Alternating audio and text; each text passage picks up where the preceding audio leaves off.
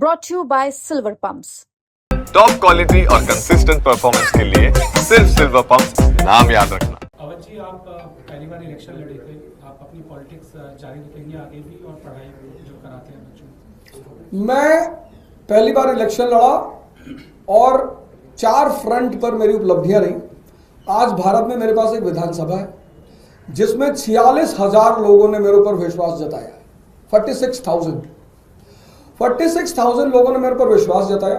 500 कार्यकर्ता मेरे साथ जुड़े हुए हैं और सबसे बड़ी बात, जो कांग्रेस के हमारे उम्मीदवार थे वहां पे, जो एक बार विधायक रहे, 2 बार पार्षद रहे, उनकी जमानत जब्त हो गई।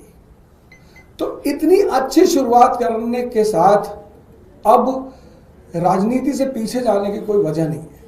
तो एक नेता के रूप में मैं स्टैब्लिश हो चुका हूं। आने वाले इलेक्शंस में, आने वाले समय में उसे प्रूव करूंगा कि मुझे जनता कितना सहयोग और समर्थन दे रही है।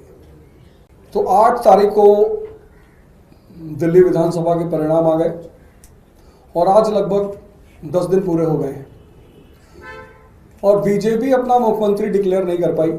इसमें मुझे बस एक चीज लगती है कि नेता का जो सबसे बड़ा गुण होता है, जिससे राष्ट्र और समाज का विकास होता है, वो होता है उसका विजनरी होना, कि उसे दिखाई पड़ता हो कि क्या करने से समाज, परिवार, राष्ट्र आगे बढ़ेगा। हम दिल्ली को पिछले 10 सालों से चला रहे थे।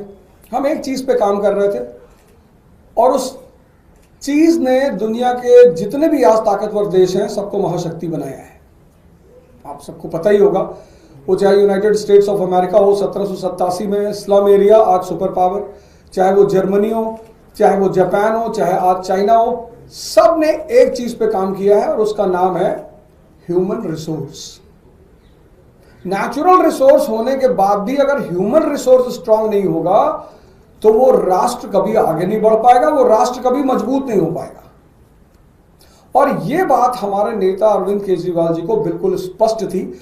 और इस ह्यूमन रिसोर्स के 2 सबसे स्ट्रांग पिलर हैं। पहला पिलर एजुकेशन और दूसरा पिलर हेल्थ। भारत जब महाशक्ति था, प्राचीन काल की अगर मैं बात करूं, एंशिएंट पीरियड की, तो पूरी दुनिया के, उस वक्त जो नॉन दुनिया थी, उस दुनिया में लगभग सारे देशों के लोग भारत में पढ़ने के लिए इच्छुक थे। मैं बात कर रहा हूं नालंदा और तक्षशिला की, और मैं बात कर रहा हूं फाइहान और ह्यूएनसांग जैसे लोगों की, जो चाइना से भारत पढ़ने के लिए आए। तो जब देश में शिक्षा उच्चतम स्तर पे थी तो देश महाशक्ति था। जब देश में चरक जैसे चिकित्सक थे, धन्वंतरी जैसे चिकित्सक थे, तो देश महाशक्ति था। इसी का फॉर्मूले को ध्यान में रखकर केजरीवाल जी ने दिल्ली में शिक्षा और स्वास्थ्य पर ध्यान देना शुरू किया कि हमारा ह्यूमन रिसोर्स जितना स्ट्रांग होता चला जाएगा, हमारे परिवार मजबूत होते चले जाएंगे। परिवार मजबूत होगा तो समाज मजबूत होगा और राष्ट्र मजबूत हो जाएगा। अब इस विजन को, ऐसा मुझे दिखाई पड़ रहा है कि इस विजन को भाजपा डिकोड ही नहीं कर पा रही है। उसको पता ही नहीं चल पा रहा है कि यार करना क्या है। भाई झगड़ा करना, दंगा कराना, लड़ाई करना, ये तो कोई भी कर ले, लेकिन राज्य चलाना और फिर राज्य को आगे लेके जाना, सरप्लस स्टेट का दर्जा दिलवाना। हमारी सीएम साहिबा अभी डिस्कस कर रही थी अपने बजट के बारे में। उन्होंने कहा दिल्ली स्टेट सरप्लस बजट का स्टेट है। तो मुझे ऐसा लगता है कि आज ये पार्टी, जिसको जनता ने कहा कि इनके पास 48 सीट है, 48 में से एक आदमी इनको नहीं मिल रहा है जिसके पास केजरीवाल जी जैसा विजन हो कि नहीं, हम इस विजन को और आगे बढ़ाएंगे, हम दिल्ली को आगे ले चलेंगे। इनकी ये नाकामी पूरी दिल्ली प्रदेश की जनता देख रही है।